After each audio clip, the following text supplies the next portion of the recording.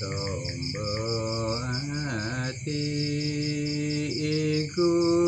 lima sawernane maca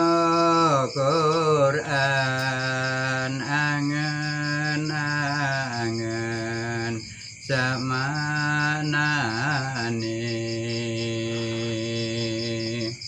kaping pindho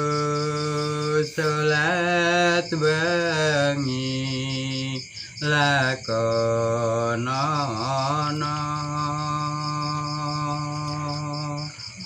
kaping telu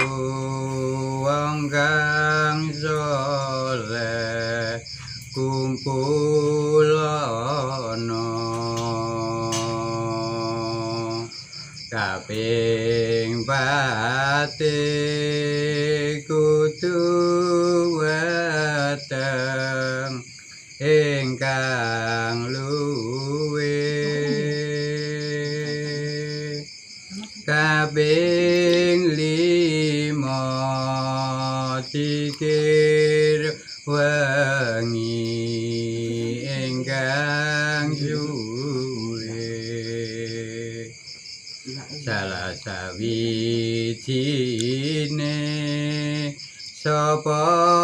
bisa anglakoni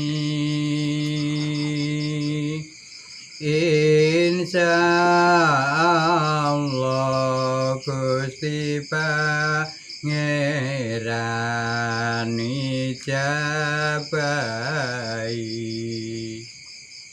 bejo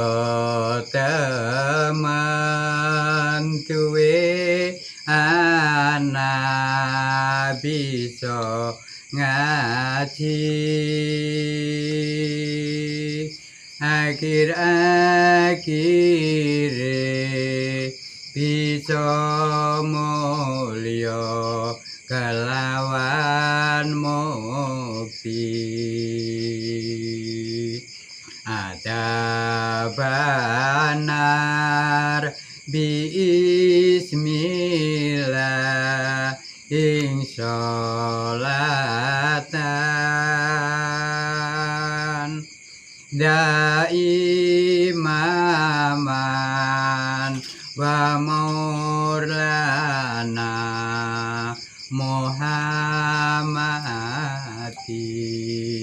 Muhammadin pun sedaya mawon nek sampun di-subscribe nggih pun nuwun pangapunten. Assalamualaikum warahmatullahi wabarakatuh.